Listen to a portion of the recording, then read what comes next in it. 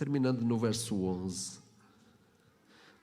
Escrevi o primeiro livro, ó Teófilo, relatando todas as coisas que Jesus começou a fazer e a ensinar, até ao dia em que, depois de haver dado mandamentos por intermédio do Espírito Santo aos apóstolos que escolhera, foi elevado às alturas. A estes também, depois de ter padecido, se apresentou vivo com muitas provas incontestáveis, aparecendo-lhes durante 40 dias e falando das coisas concernentes ao reino de Deus. E comendo com eles, determinou-lhes que não se ausentassem de Jerusalém, mas que esperassem a promessa do Pai, a qual, disse ele, de mim ouvistes. Porque João, na verdade, batizou com água, mas vós sereis batizados com o Espírito Santo não muito depois destes dias. Então, os que estavam reunidos lhe perguntaram: Senhor, será este o tempo em que restauras o reino a Israel? Respondeu-lhes: Não vos compete conhecer tempos ou épocas que o Pai reservou pela sua exclusiva autoridade. Mas recebereis poder ao descer sobre vós o Espírito Santo e sereis minhas testemunhas tanto em Jerusalém como em toda a Judeia e Samaria e até aos confins da terra. Ditas estas palavras, foi Jesus elevado às alturas à vista deles e uma nuvem o encobriu dos seus olhos. E estando eles com os olhos fitos no céu, enquanto Jesus subia, eis que 2 varões vestidos de branco se puseram ao lado deles e lhe disseram: Varões galileus, porque estáis olhando para as alturas? Esse Jesus que dentre vós foi assunto ao céu, virá do modo como o vistes subir. Podem sentar.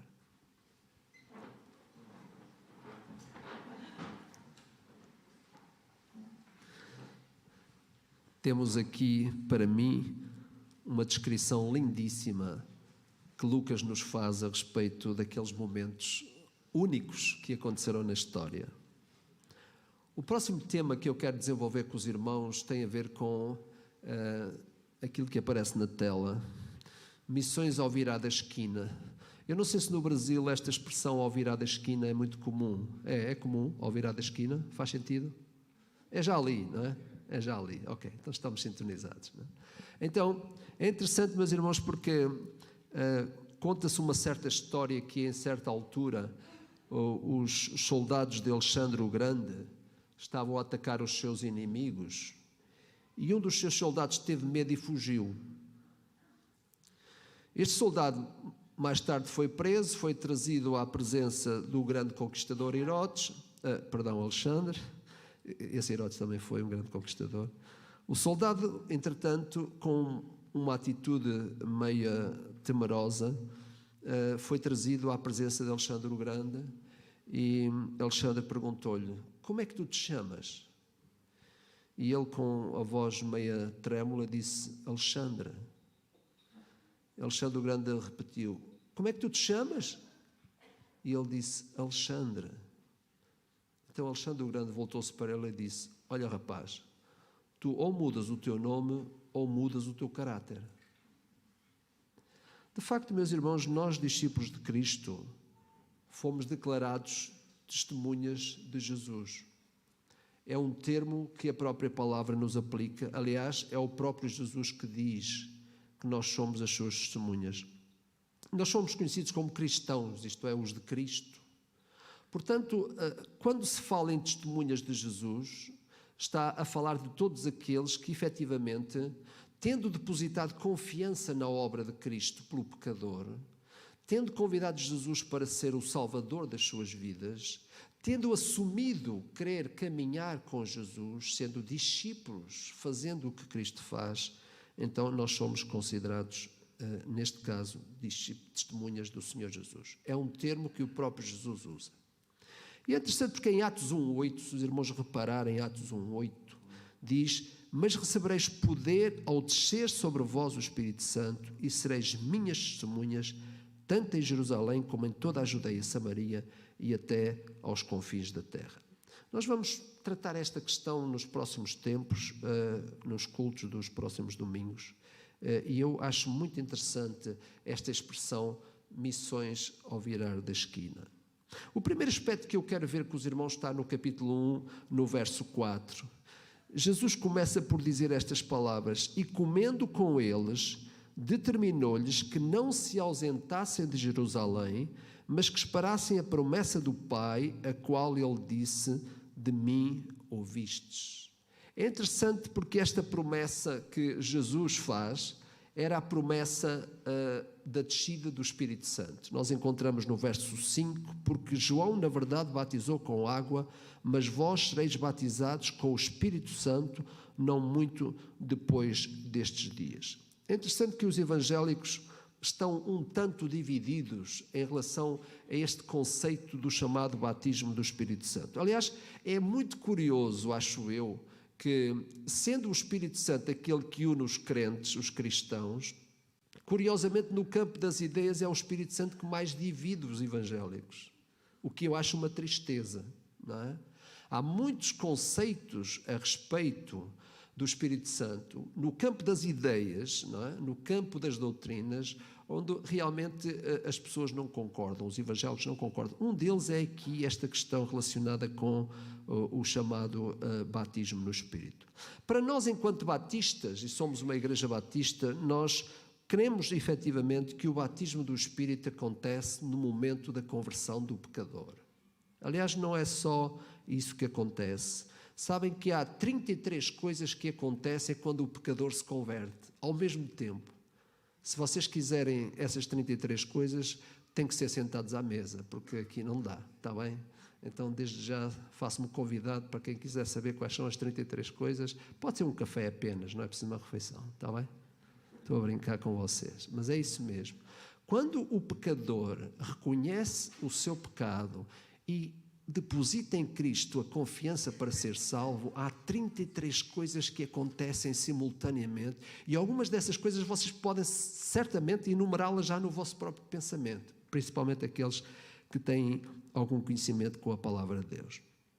Mas sabe uma coisa interessante? É curioso porque 1 Coríntios capítulo 12, verso 13, diz-nos estas palavras: pois em um só Espírito todos nós fomos batizados em um corpo, quer judeus, quer gregos, quer servos, quer livres, e a todos nós foi dado beber de um só Espírito. Nós sabemos, meus irmãos, que este texto, a ideia que tem no original, no grego, é que os crentes são batizados tanto no Espírito quanto no corpo. A ideia no sentido grego deste texto é exatamente essa. O que significa, meus irmãos, que quando o Espírito Santo convence o pecador do seu pecado, convence o pecador da sua culpa e do juízo que vem sobre ele, não crendo no Salvador Jesus, significa que nós somos batizados no Espírito e somos batizados no corpo de Cristo. Isto é interessante pensar que nós, enquanto olhamos para a doutrina ligada com este assunto, nós sabemos que o batismo do Espírito é uma posição, não é uma experiência, é uma posição. Isto é, quando somos batizados no Espírito, nós passamos a pertencer àquilo que é a identidade direta com o Espírito Santo e com toda a Trindade. O batismo do Espírito Santo não é tanto uma experiência que se tem. A Bíblia fala do ser cheios do Espírito, é outra coisa. O batismo do Espírito define a posição que a pessoa tem relativamente a Deus. Não define uma experiência com Deus.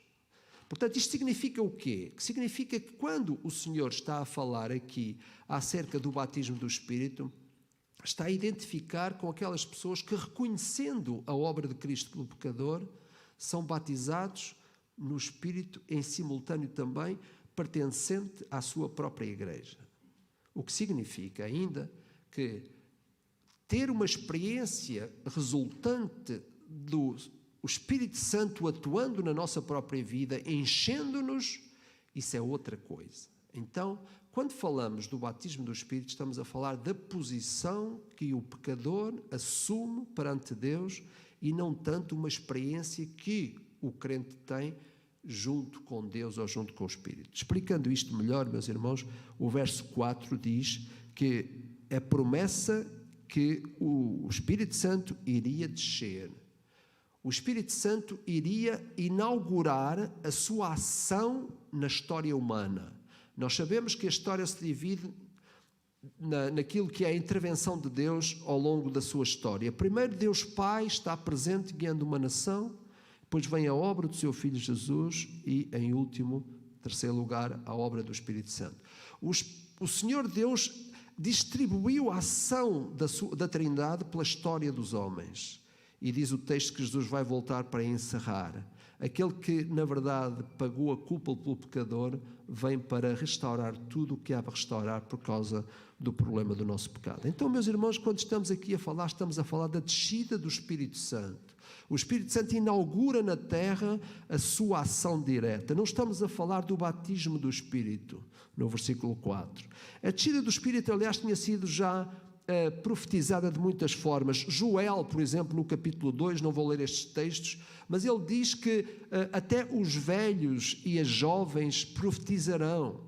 O próprio Pedro entende, em Lucas capítulo 24, verso 49, que aquilo que está a acontecer no dia de Pentecostes é um cumprimento da profecia de Joel, do profeta Joel, muitos anos antes. O próprio João, não é, tinha dito que ele próprio, aliás, iria batizar em água, mas viria depois dele alguém que batizaria com o Espírito Santo. Há toda uma ação aqui daquilo que tem sido a intervenção do Senhor Deus através da história, usando Deus Pai, Deus o Filho e Deus Espírito Santo. Isto quer dizer, meus irmãos, que aqui há uma ação direta daquilo que é a participação do Espírito Santo na vida da sua própria igreja, na vida de cada um de nós. Quando nós olhamos para este texto, nós percebemos que o texto nos diz que somos batizados num Espírito e somos batizados no corpo. Isto nos confere a nós o quê? O poder. E é por isso que no versículo 8 nos é dito: mas recebereis poder ao descer sobre vós o Espírito Santo. Reparem uma coisa interessante, o texto não diz: e recebereis poder ao seres batizados no Espírito Santo. Não é isso que diz. Diz: ao descer sobre vós o Espírito Santo. O poder do cristão, que cada um de nós que é participante das virtudes eternas, recebe poder como resultado daquilo que é a vinda do Espírito Santo para morar no indivíduo, morar na pessoa, morar no pecador, morar no discípulo do Senhor Jesus Cristo. Aliás, se nós fomos batizados no Espírito no dia da conversão, nós sabemos que somos também batizados simbolicamente no corpo, na igreja do Senhor Jesus. Isto é, a própria palavra de Deus fala em dois batismos, o batismo na água e o batismo no Espírito. Melhor dizendo, primeiro no Espírito e depois na água. Enquanto que o batismo do Espírito simboliza a obra de Cristo no pecador, o batismo na água representa a obra de Cristo pelo pecador. Isto significa que toda a ação do Espírito Santo está presente na vida de cada um de nós. E porquê? Porque nós sabemos que pertencemos a uma família que é a família de Deus, que não pode ser vista assim, mas que é entendida quando todos se juntam à volta daquilo que é o corpo do próprio Senhor Jesus. A igreja, pois, então é o lugar onde o discípulo de Cristo se acha depois de ser batizado no Espírito Santo. Isto é, o batismo do Espírito identifica-nos com Deus e com o corpo de Cristo na terra. Aliás, não se encontra outra entidade na terra para onde uma pessoa possa correr depois de ter sido batizado pelo Espírito. Hoje em dia há muitas teorias acerca da igreja, não é? Há pessoas que pensam que realmente não é preciso nos reunirmos. As pessoas podem continuar a ser cristãos sem se reunirem. A verdade é que nós não encontramos nas Escrituras outra entidade que representa Cristo na terra que não a Igreja do Senhor Jesus Cristo. E nós nos constituímos em pequenas comunidades locais para cumprirmos todos o mesmo papel. Mas existe, efetivamente, uma igreja, que é a igreja que reúne todos os salvos por Cristo em todos os tempos, em todas as eras, em todas as épocas e até aqueles que hão de agregar-se ainda à igreja do Senhor Jesus Cristo. As comunidades locais são pessoas comprometidas umas com as outras, obedecendo aos mandamentos do Senhor Jesus e que fazem a sua obra em conjunto. Obviamente, e de uma forma clara, nós sabemos que quando estamos juntos, quando levamos a sério aquilo que é o trabalho de Deus na nossa vida, nós não podemos encontrar outra forma de viver a vida cristã que não vivê-la no contexto de uma comunidade local. Por isso, quando a pessoa é batizada pelo Espírito Santo, tendo encontrado a salvação em Jesus Cristo, ela não tem outro caminho para onde correr senão para a comunidade dos salvos, aquilo que nós consideramos a igreja. E, meus irmãos, é interessante porque, sabem, há um pré-requisito aqui para o cumprimento da missão da igreja. Qual é o pré-requisito? É o poder. O verso 8 diz: mas recebereis poder ao descer sobre vós o Espírito Santo. Isto é, cada um de nós, discípulo de Cristo, tem poder.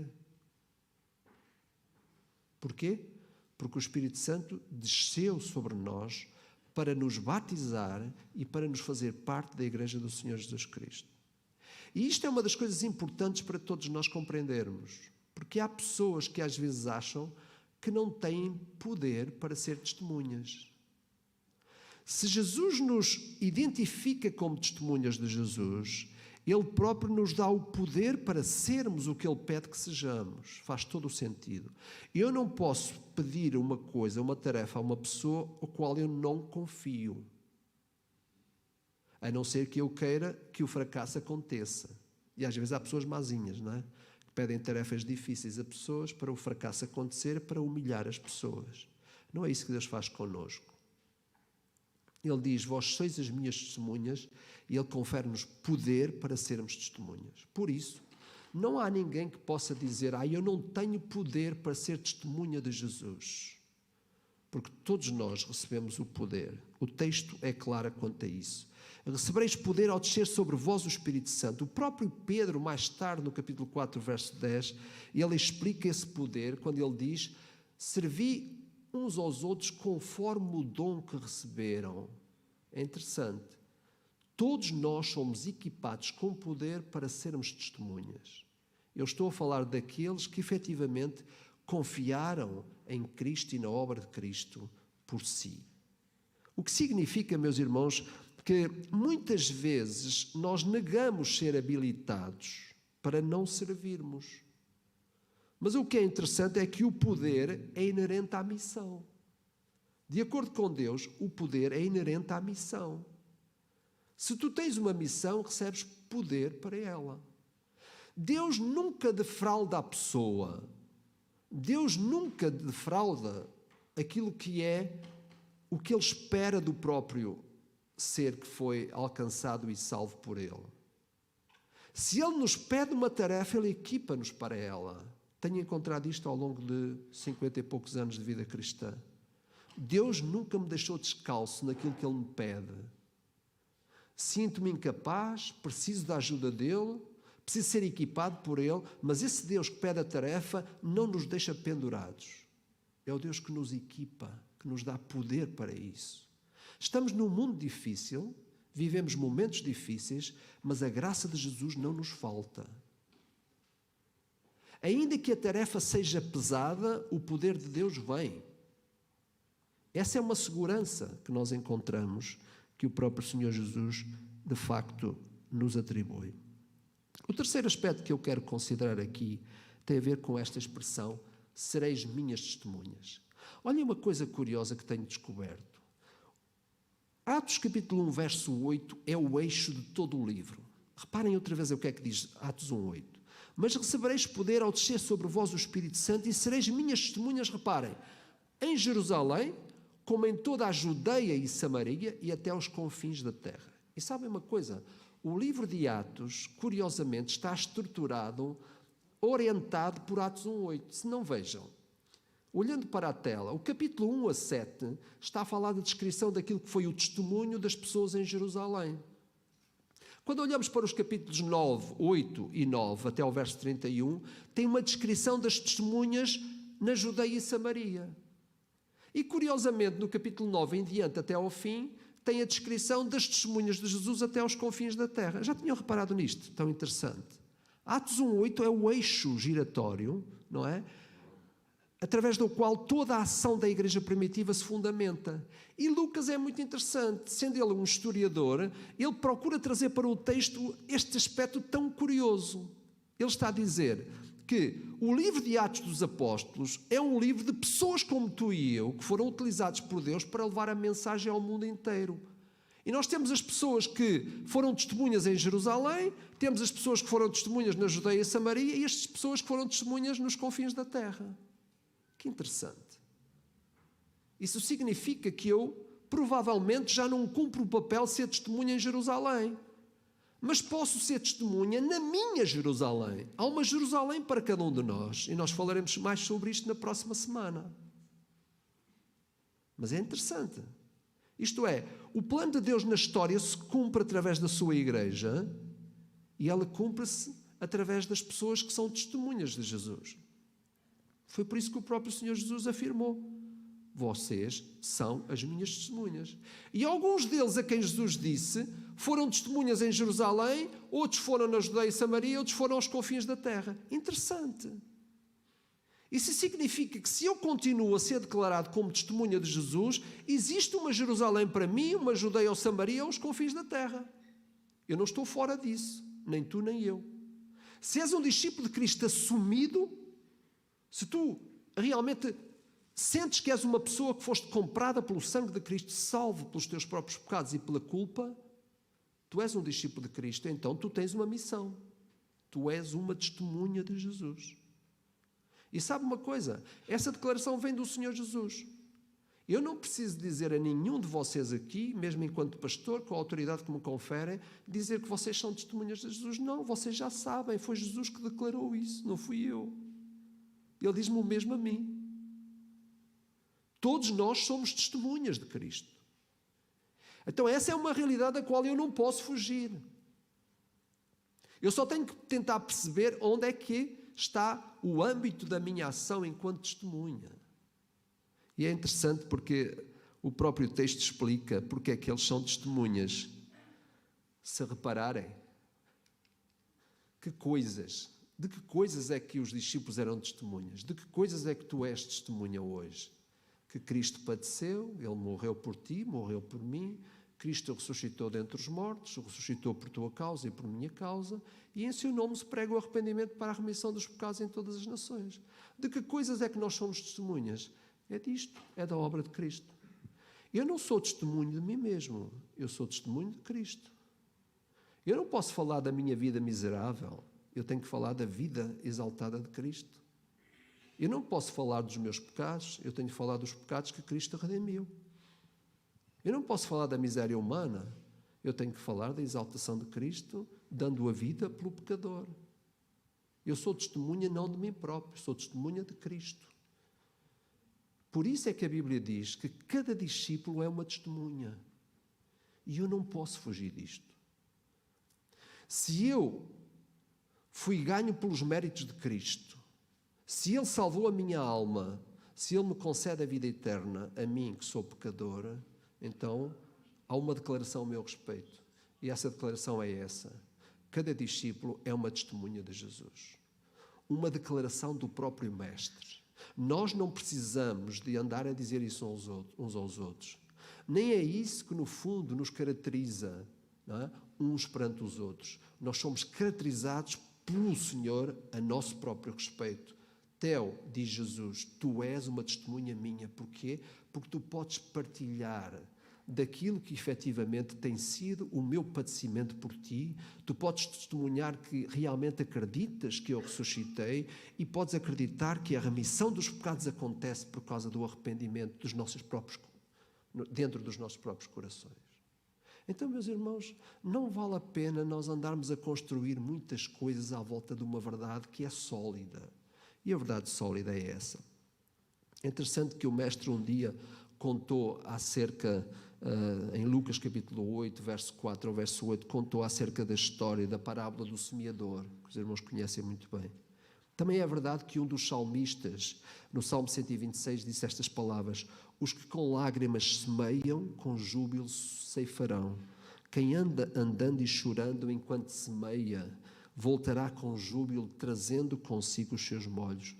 Colher é a consequência de semear. Colhe quem semeia. Esta é uma das regras básicas da vida. Então, quando nós olhamos para o relato do livro de Atos dos Apóstolos, logo nos primeiros capítulos nós entendemos que a grande ceifa espiritual é resultado da grande semeadura.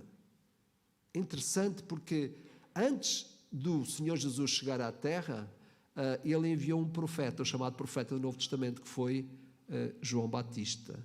Um homem esquisito, mas que preparou o caminho para que quando o Mestre começou a anunciar, as pessoas se interessaram pela mensagem do Mestre. Não se colhe sem se semear. Se eu, enquanto testemunha, não semear, não colherei. Esta é a regra básica, não só das Escrituras, como da vida. Se eu não trabalhar, não ganho. Não é? Certo? Então é tão básico quanto isso. Vós sois as minhas testemunhas, diz o Senhor. Não é? Sabem que há inevitabilidade de missão. Tu és um discípulo de Cristo, tu tens uma missão, inevitavelmente não podes fugir dela. Nós nos tornamos inevitavelmente participantes da missão de Cristo, porque fomos ganhos, fomos comprados. Jesus pagou o preço. Eu passo a ser servo. Se eu não quero ser salvo, eu não sou servo. Sirvo ao pecado, como diz as Escrituras. Mas se eu admito que necessito da salvação de Cristo, então eu passo a ser servo de Cristo. Esta é a minha condição. Não tenho direitos, senão os direitos que Deus me concede pela sua graça. Não tenho direito a nada. Eu fui comprado. Eu não podia pagar o preço pelos meus pecados. Cristo pagou por mim.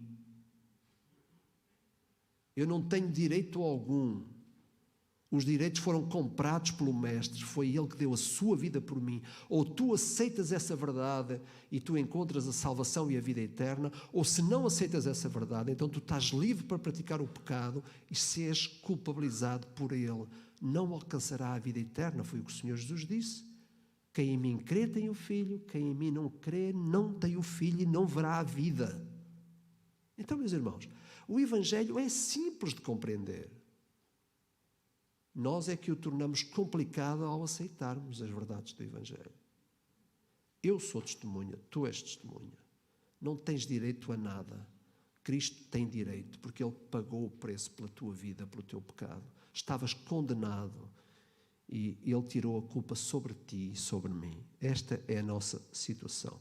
É interessante que o primeiro elo do processo missionário, meus irmãos, é realmente este. Quando nós olhamos para aqui, nós dizemos, se o pecador precisa confessar com a sua boca que Jesus Cristo é Senhor para ser salvo, faz todo o sentido que as testemunhas de Jesus proclamem a este mundo perdido, com as suas bocas, que Cristo é o Salvador do mundo. Faz sentido? Se eu precisei de confessar com a minha boca que Jesus é Salvador, faz todo o sentido que, enquanto testemunha, confesse com a minha boca que Jesus é o Salvador para os outros também. Então esta verdade é fundamental. Por isso, eu sou testemunha. É interessante quando os irmãos olham mais para a frente, os irmãos percebem o que é que acontece em Atos 1:8. Está a dizer que eles anunciaram a Jesus.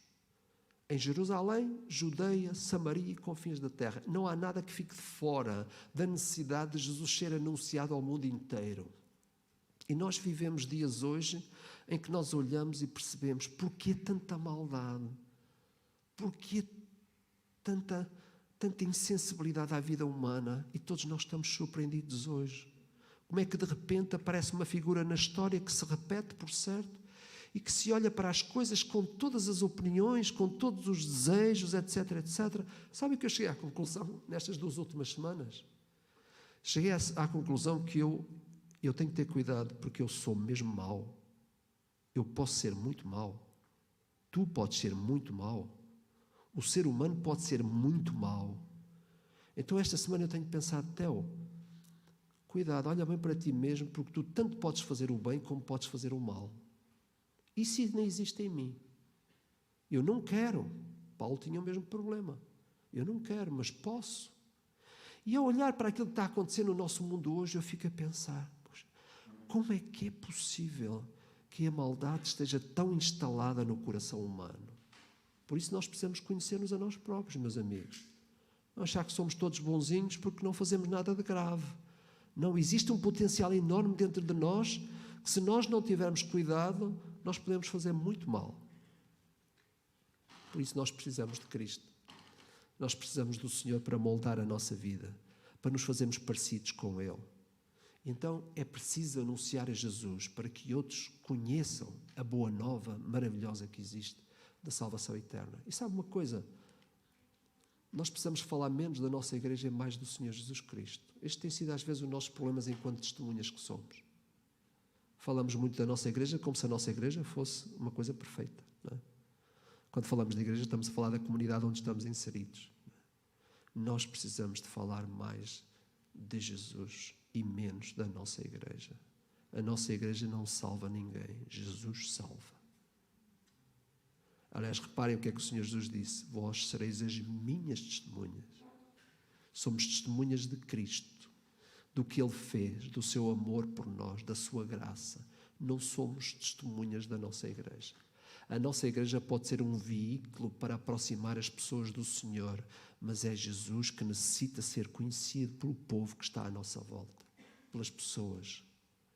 As pessoas que estão na nossa Jerusalém precisam, em primeiro lugar, de um encontro pessoal com Cristo e não um encontro pessoal com a igreja. Por isso, nós precisamos de conhecer Jesus melhor. Por isso, nós precisamos de criar mais intimidade com o Mestre. É como os amigos. Se nós não passarmos tempo com os amigos, como é que vamos falar dos nossos amigos aos outros? Se não passarmos tempo com a nossa família, como é que vamos reproduzir a nossa família aos outros? Pois é, nós precisamos de conhecer melhor Jesus para falar melhor dele. Quando nós não temos intimidade com Jesus, não o conhecemos bem, obviamente que a nossa tendência é, quando falamos de fé, falar da nossa igreja, como se a nossa igreja pudesse oferecer muito. Meus irmãos, mesmo que as paredes da nossa igreja estivessem revestidas a ouro, a única coisa que poderia chamar eram os ladrões para virem roubá-lo.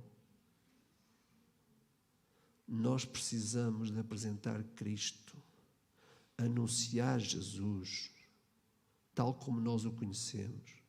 Mas quanto mais profundamente o conhecemos, melhor o anunciamos. Mais sólido se torna esta verdade a que nós somos testemunhas dele. Por isso, precisamos de Jesus. Precisamos de conhecê-lo mais. Precisamos de estudar a palavra de Deus mais seriamente. Se calhar precisamos de tirar uma disciplina online lá do seminário, ou até nos juntarmos, ou até mostrar o interesse. Pastor, vamos juntar-nos aí uma vez por semana para estudar a Bíblia mais profundamente. Porquê? Porque nos estamos a aproximar da intimidade com o Mestre e nós precisamos é de conhecer melhor o Mestre para conhecer, de facto, a mensagem que precisa ser anunciada. Começa por acontecer quando o discípulo de Cristo age como testemunha de Cristo e a mensagem que anuncia é a mensagem sobre Cristo. Missões ao virar da esquina, ali já ao lado, na tua casa, no teu emprego, onde quer que estejas, na tua rua, no teu andar, no teu prédio, na equipa de futebol onde tu jogas, no basquete ou no vôlei, qualquer coisa.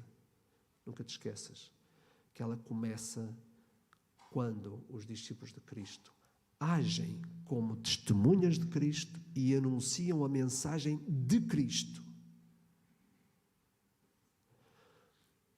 Acho que temos que terminar como começamos. Como nos chamamos nós? Testemunhas de Jesus, não é? Ou mudamos o nome, ou mudamos o caráter.